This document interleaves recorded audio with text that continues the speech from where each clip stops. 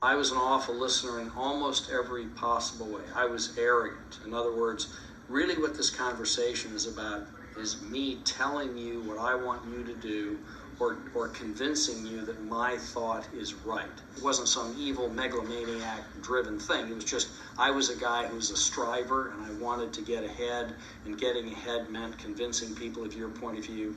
As you become a senior leader, it's a lot less about that, and it's a lot more about getting the best out of the people you work with, letting them feel empowered, benefiting from rich, complex information. And so I shifted as a necessity to become a better listener, and I think I got more relaxed in what I was doing, and just more able to be patient and to be open to new ideas.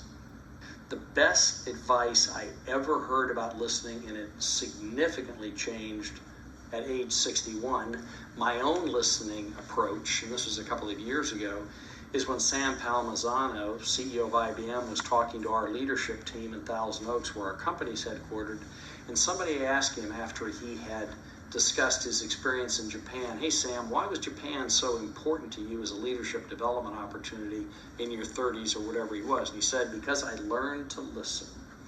And I thought, gosh, that's pretty amazing.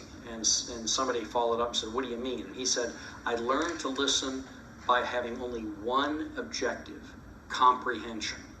I only was trying to understand what the person was trying to convey to me. I wasn't trying to listen to critique. I wasn't listening to object. I wasn't listening to convince. I was listening solely for comprehension." That was an epiphany for me.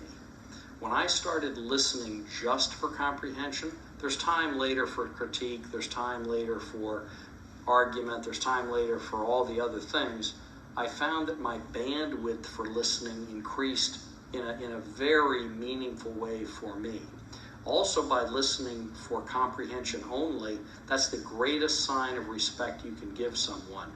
I so care about what you're saying, all I want to know is, what are you saying? I might ask some clarifying questions to make sure I got it, but that is a very, very powerful sort of contextual setting for somebody to listen.